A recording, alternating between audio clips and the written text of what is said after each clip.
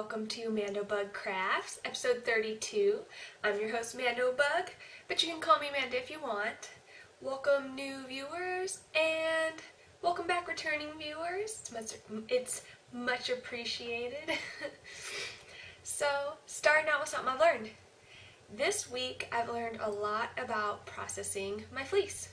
So, some of my equipment came in, so I'll share that with you guys. I got these hand combs. They are very, very sharp. I got them from Paradise Fibers. They were spendy, but so very worth it.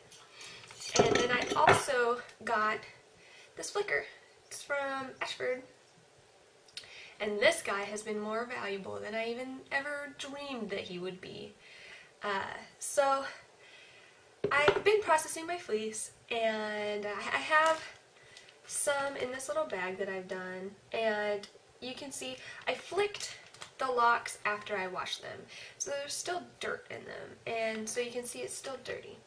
So I've taken some of the fleece that I've processed and washed it, and it's still wet, but I wanted to show you guys, so I brought it in here. Here's my little ball. It's probably about an ounce. I'm waiting for it to dry, and you can see it's a lot cleaner. I'm waiting for this to dry, and then I'm going to run it through my hand combs again, and then I'm going to do something with it that I'll talk about later. But I made a video about how I've been using the flicker and the hand combs, but it was really long, so I wasn't sure if it would be too long for some viewers, so I'm gonna go ahead and put it at the end of this video so that if you're interested in seeing it, you can just stick around, and if you don't care, you can just say goodbye. So, moving on to my works in progress. So, I've primarily been working on these socks this week. I showed these socks to you guys before. They are the Albers socks from my Op Art sock book by Stephanie Linden. So here's my whoops, dropped my bag. Here's my progress. Yes, these are my socks. These are modular socks. You can see the 4 squares that I showed you guys before, and you just kind of pick up and knit along the edge. And because these aren't, you can tell they've been bound off because I'm going to be picking up and knitting in other areas now. Because of that nature, I've kind of been doing these 2 at a time. So here's my other sock. So I'm hoping these can get done fairly close to each other in time. But, whew, these are crazy. It shouldn't be too bad. I mean, you pick up and knit until you get a shape, and then you mattress stitch it together, and then all you have left to do is knit the heel, the sole, and the toe. So hopefully it doesn't, the only thing I'm worried about is I have no idea if these are going to fit me or not until it's going to be too late. I've been knitting them in Wool to Die For's platinum sock that I dyed up myself. So it's been fun knitting with my own dyed yarn. So the only other work in progress that I have going on is I just began spinning the 50% merino, 25% silk, 25% bamboo that Lindsay got me. This is Gail's art, and this is it split in half. Because I spin on an Ashford Traveler, my bobbins really only hold 2 ounces, so this is 2 ounces. But I do have to say, I have this to show you because Gail is a genius. She holds her fiber in a way that, like, how am I going to explain this? When she dyed this fiber, it was in half. And so imagine this is the middle, and the other 2 ounces ran parallel. So the colors are exactly the same.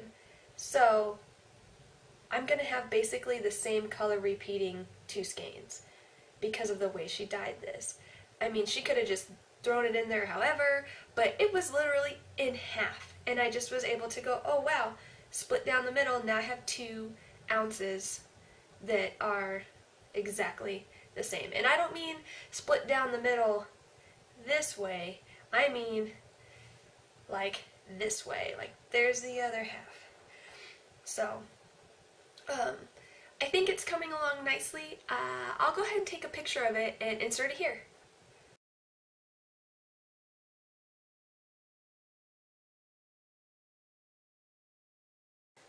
So I'm trying to spin it about a fingering weight, and oh, this is so soft and shiny and gorgeous. It's lovely fiber that was dyed lovely colors. I'm very excited to see how it's going to ply up. So moving on to finished objects. So you may see this around my shoulders. I finished Rainshine by Boonitz. I'll show you how I intend on wearing it primarily. I didn't know if it was going to fall off while I was showing you my projects. But here we go. This is probably how I'll wear it with like a nice dark dress. So here's the back. I'm absolutely in love with this shawl. So I'll go ahead and take it off. It's a crescent shaped shawl that I knit out of handspun lace that was Rolags from Yarnshine that Lindsay had bought for me for my birthday. So here is this shawl. It's crescent shaped and it's beaded and it's lacy and it's gorgeous. I absolutely love it. So the beads were fun. They took a long time. The bind off was interesting. I had never done a bind off like this before. Maybe I can show you just one of these points. This guy. Okay. It's a crocheted bind off. So you're crocheting stitches and then binding off a knit stitch and then doing some more and then binding off. And then you get to these points where there were these beads. It looks like he moved from his spot. So you get to this point where there's a bead and then you like chain and put a bead and then chain back. So I have these loops. It's crazy. I've never seen a bind off like that before. And I mean, this wasn't the only bind off for the pattern. This is just the one that I chose to do. There was another bind off option, which was nice if people don't like to crochet. But I absolutely am thrilled with this shawl. So yay! And I mean, if you don't want to throw it around your shoulder, you can just wear it down in the front. It's very long, and the beads were a nice option because they weigh it down and they keep it on your shoulders if you don't move them around too much. Or even in the picture of the design, you can just kind of tie it so that it stays too. So I'm absolutely thrilled with this project. Yay! So I also finished, let me take this one off, I also finished my Clapo-Ktus.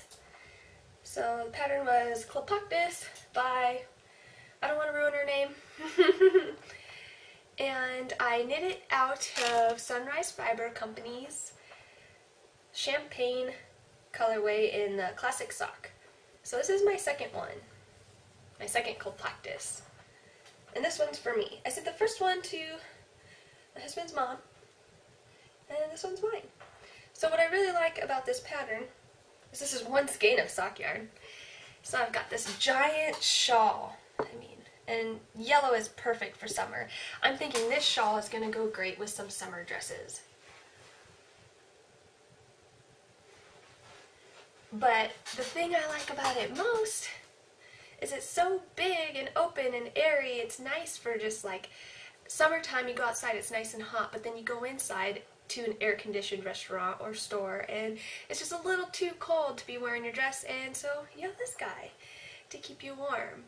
And he is a year-round friend. I mean, I don't see why he can't play the scarf cowl game, right? why not? So, not just a summertime shawl, but also keep you warm in the... I mean, it's really a year-round pattern. I absolutely love it. So, I'm very thrilled with my finished objects this week.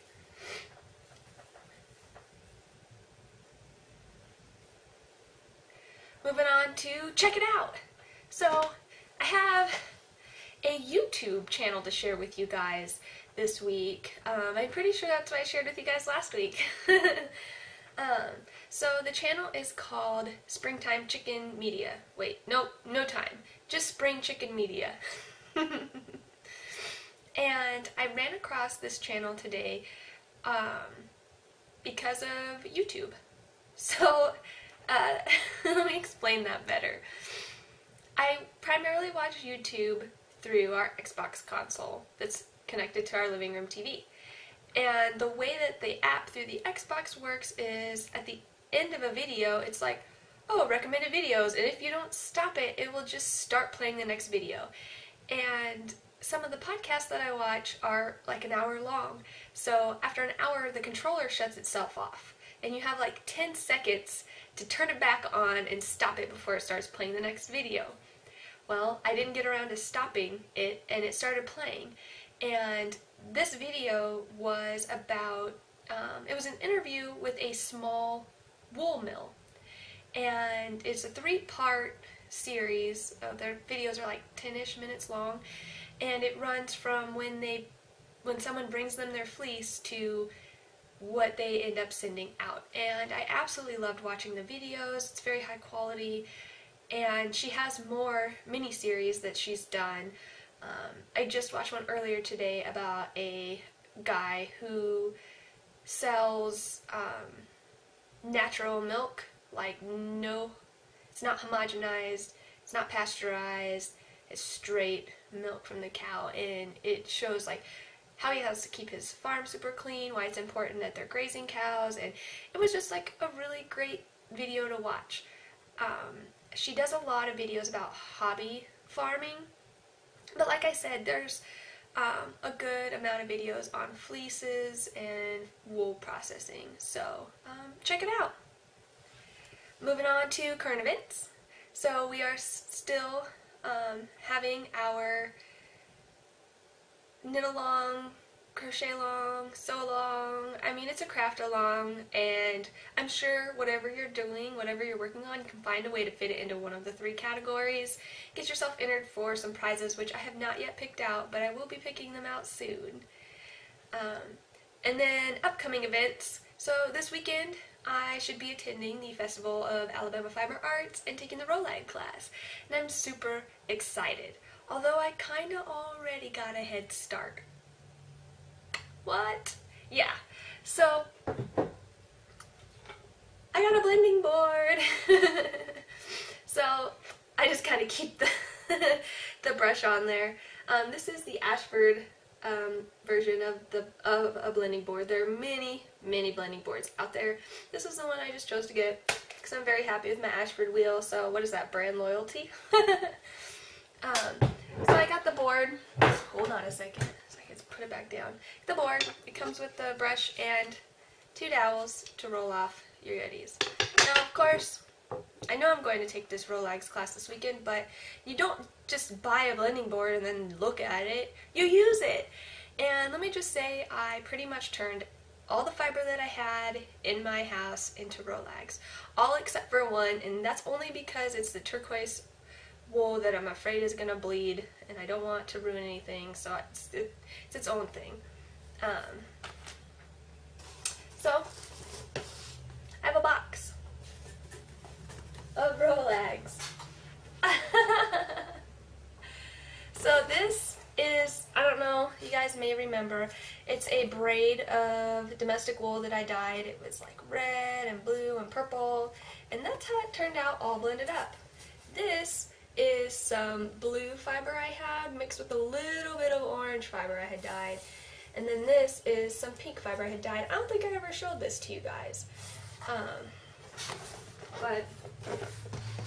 So I spun some of the Rolags that I made. I don't know if I have a picture of them before I spun them. If I do, I'll insert a picture here.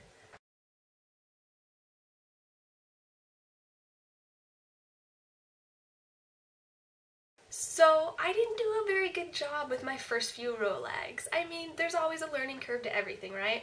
So it was very hard to spin. I spun them up and I got this skein. I don't know how much it weighs. I haven't weighed it yet.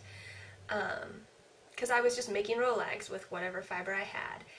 And you can see it's not very consistent because, like I said, it was hard to spin consistent because the Rolags weren't prepared properly. There's a lot of pre-drafting that you do as you make a Rolag, which makes it spin like butter, like how my Yarnshine Rolag spun into lace. It was a dream. This was not a dream. It wasn't a nightmare, but it wasn't a dream. But I know I'll get there.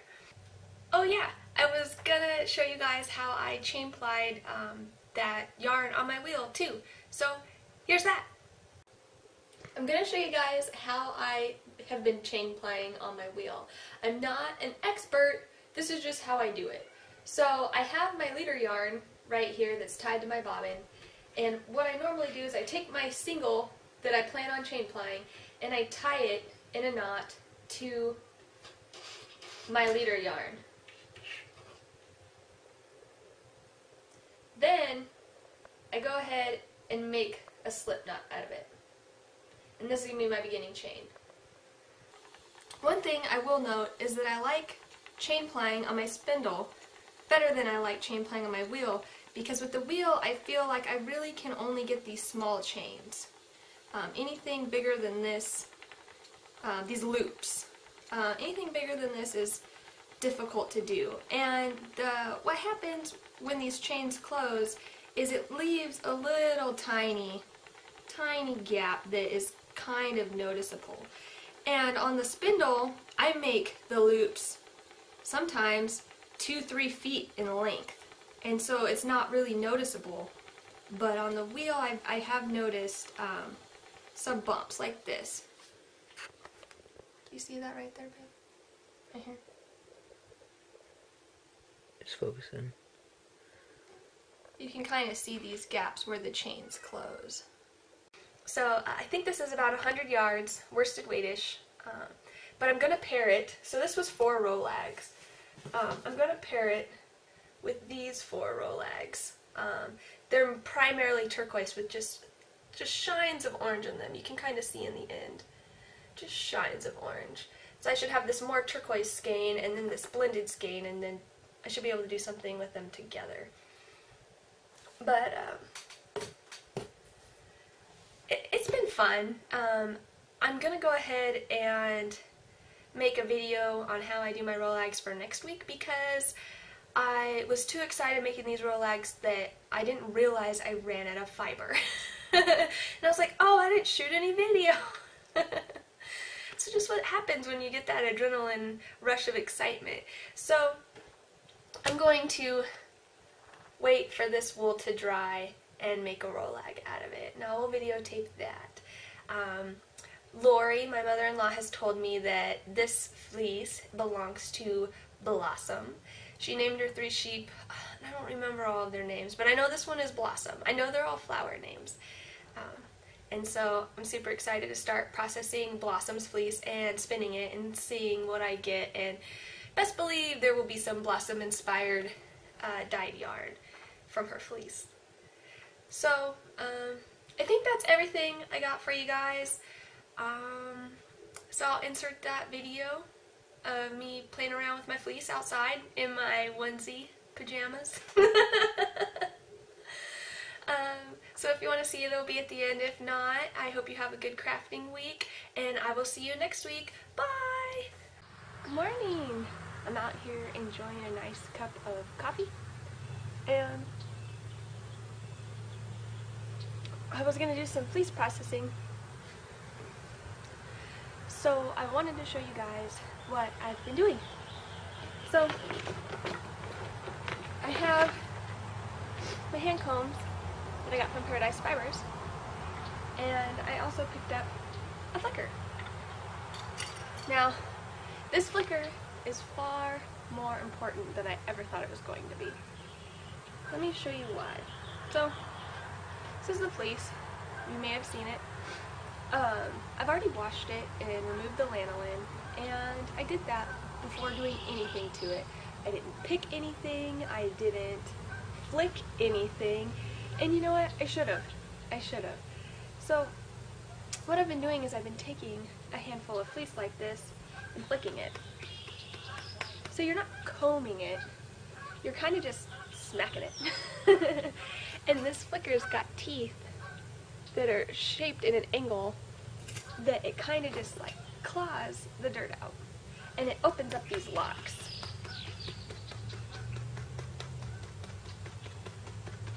Now, if you're wondering why I'm outside, it's because when you start opening these up, a lot of dirt falls out and it makes a mess. I had started doing this inside and it was pretty ridiculous. Now, with the fleece that I got, some parts where the sheep was sheared are a lot longer than the other parts.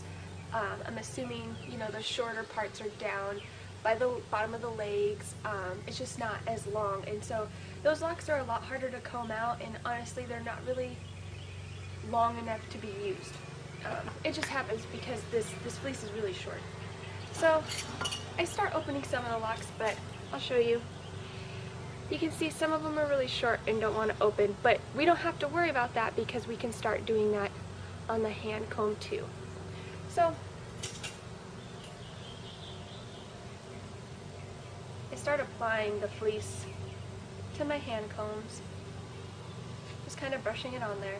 And you have to be really careful. I cannot stress that enough with these hand combs. They are needlepoint sharp. And you can see I rest them on the ground because I was resting them in my lap, and when they were resting in my lap, I would accidentally impale myself, for lack of a better word. So I have a whole bunch of little marks on my legs from where I cut myself open. Just not being safe. So when these locks aren't flicked open properly, they're harder to get on the hand combs. And again, I'm no expert, I'm learning. This is my learning experience. I'm hoping that you guys can learn from my mistakes, because of course I know I will learn from my mistakes. And I know I like making mistakes because I will not make the same mistake again. Whereas if I read "don't do something," I probably won't remember it. Now this is much easier if you don't pack it on as full as I do. But I get impatient. So, once I get it packed on there, you can see some bits, I start flicking it on here. And some of it's going to fall off, and I just put it back on there.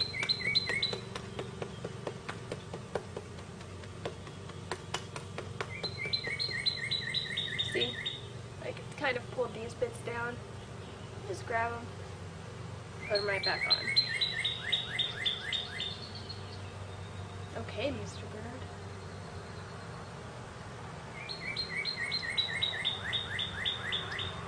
And again, a lot of these pieces that fall off are the short shear clippings that I won't really be able to use anyways. But I think it may be because this is my first time processing a fleece. I'm trying to save every little bit that I can and use every little bit that I can. Going, oh, well, okay, this is like a ½ inch. I could maybe use it. No.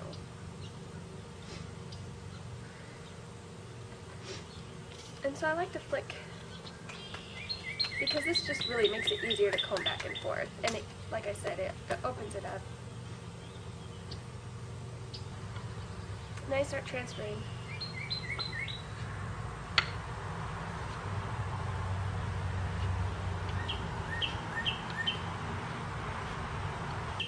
And I want to show you right here. You can see a bunch of like nasty that's right here. If I just start flicking it, see how it pulls these bits away from the fiber.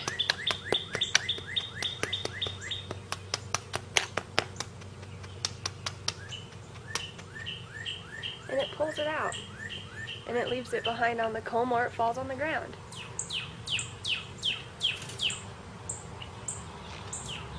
This flicker has been my savior.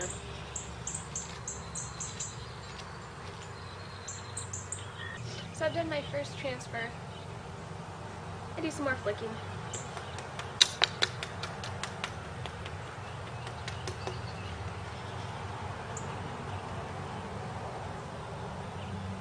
Picking out some of the bits that I don't want.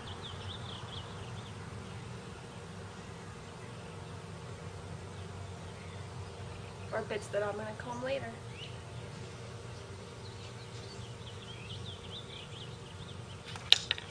I'm going to start my second pass.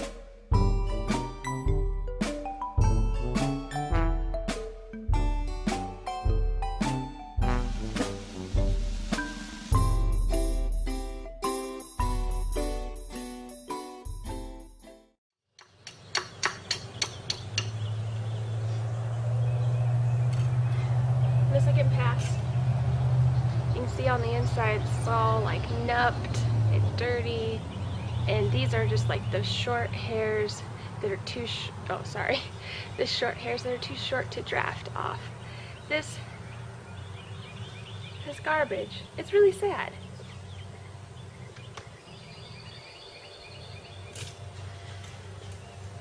Continue.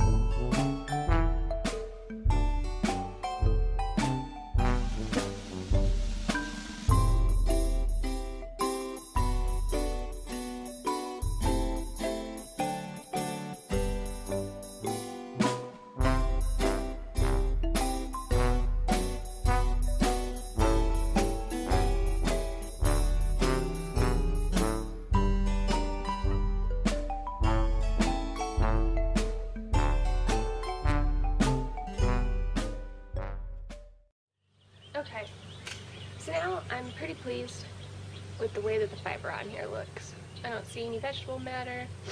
It's a little dirty from when the locks were opened up, but I'm overall pretty pleased. So, because I don't have a Diz, what I do is I just hold the hand card in one hand, and I kind of draft and pull the fiber off with my other hand. And I try not to pull too much because I want it to be like Dizzing even though I don't have a Diz. So.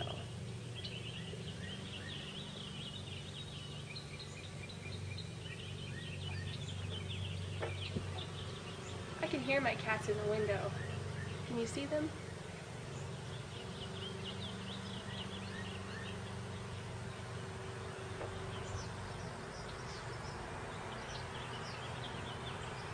Sorry, I have to have these down in my lab, so you guys kind of got to see what I was doing.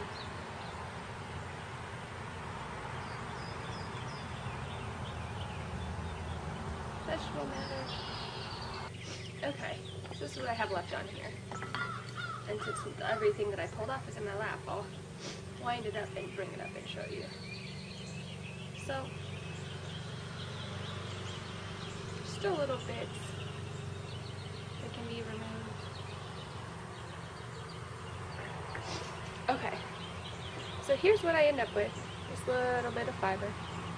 All that work for just this little bit. Here's what's on the comb. I'm really bad. I always try to draft this stuff off, but I don't know if you can see.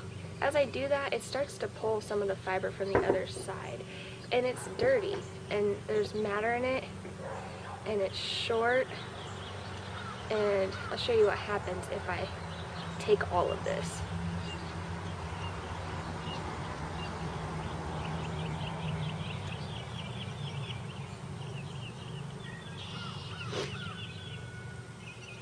Okay, that's all it's gonna let me get. This is what that last bit of fiber looks like. It's got little neps in it, it's dirty, and it's just, you don't want to be spinning with this.